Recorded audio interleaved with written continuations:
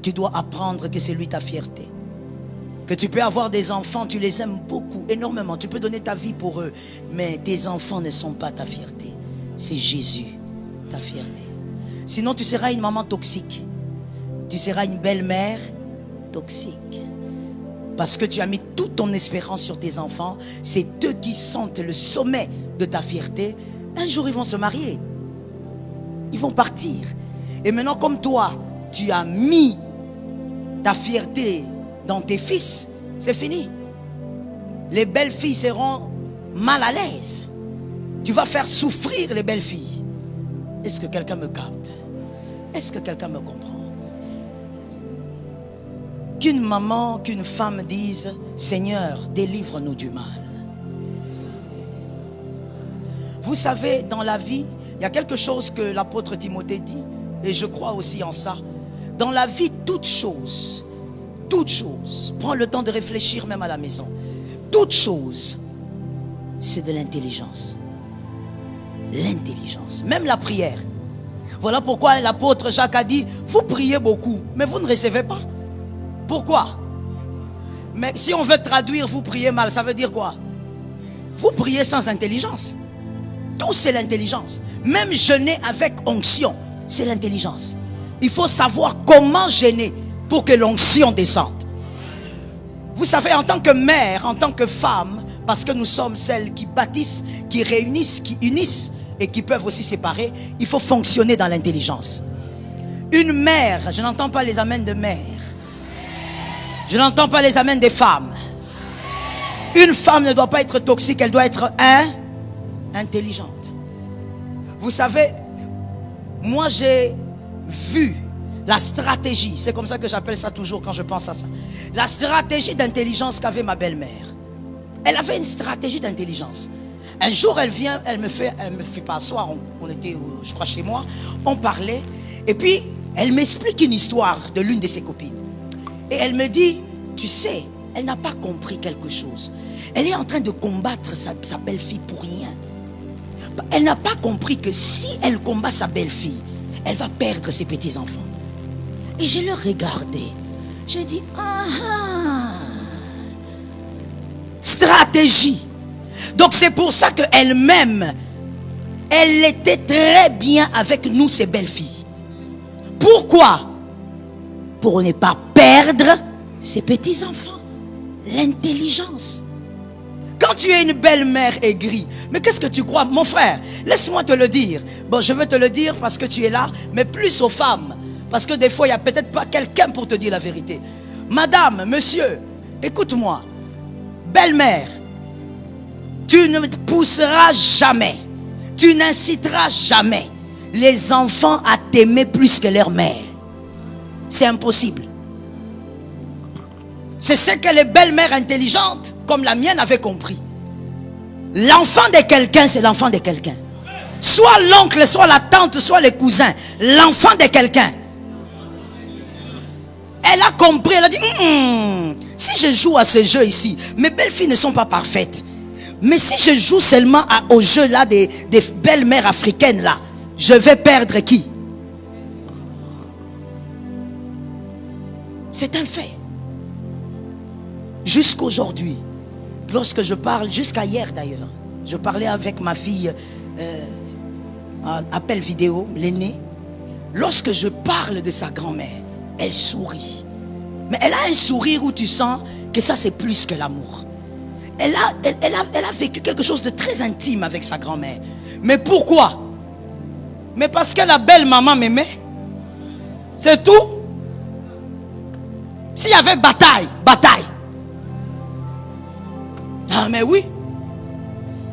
S'il y avait une affinité particulière, c'est parce que depuis que je suis arrivé dans la famille, ma belle-mère m'aimait. Mais toi maintenant tu es une belle-mère, tu crois que c'est ça être belle-mère? Donc toi on t'a appris que être belle-mère, tu dois venir là, tu fermes le visage. Tu joues avec mon fils, toi. Tu vas perdre les petits enfants. Les enfants ne pourront jamais aimer quelqu'un d'autre plus que leur père, plus que... C'est comme ça. Si maman les prend, maman fait entrer des choses, qui que tu sois, ne joue pas avec la mère. C'est ce que ma belle-mère a fait compris. Elle a dit, ça c'est un mauvais terrain. Et ce qui m'étonne, voilà pourquoi je parle de l'intelligence, parce que quand elle me racontait ce qu'elle avait vécu avec sa belle-mère à elle, c'était autre chose. C'était autre chose, c'était pratiquement l'enfer. Mais elle, à son tour, elle dit, si j'ai reproduit, parce que c'est ce que j'ai reçu, je veux perdre la famille. Elle a placé un autre fondement. Est-ce que quelqu'un m'entend bien? Quand mon beau-père est mort, quand mon beau-père est parti, il est parti trop jeune.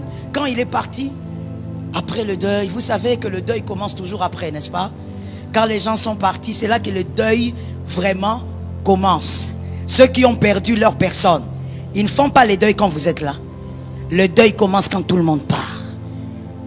Et donc nous sommes restés. Et elle était au-dessus, moi j'étais en bas. Et il y a une cousine à mon mari qui vient me dire, maman Joël, ma mère n'est pas sortie de la chambre depuis. Elle s'appelait Marie, on l'appelait Mary. Elle n'est pas sortie de la chambre depuis. Et donc elle n'a pas mangé, on ne sait pas.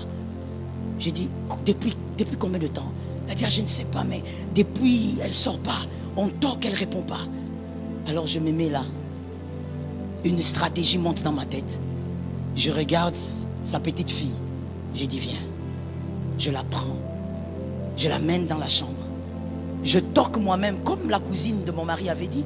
Elle n'ouvre pas. Elle ne répond même pas. Je toque, elle ne répond pas.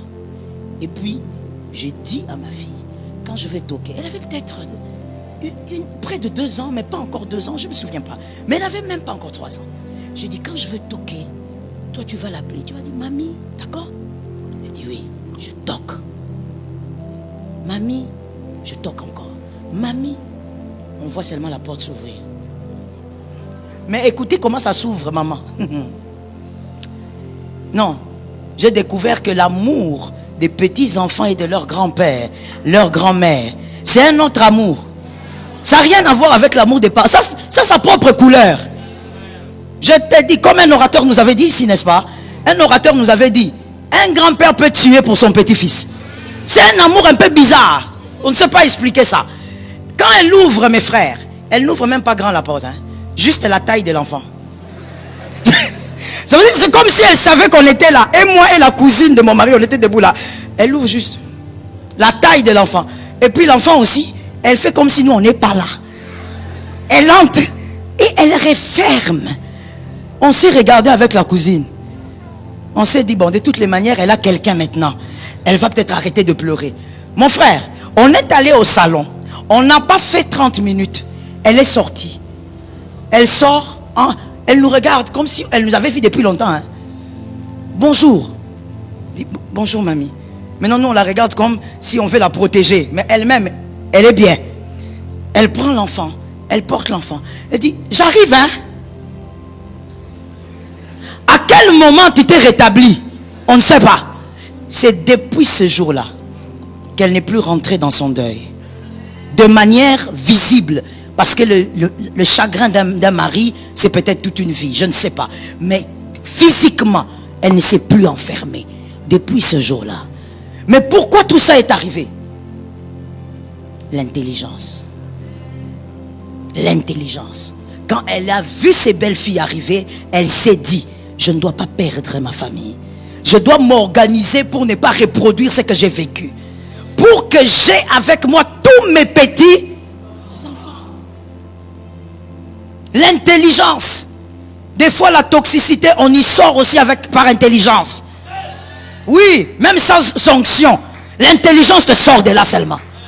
Tu regardes, tu dis, ce que je fais ici, dans cette famille ici, je vais perdre.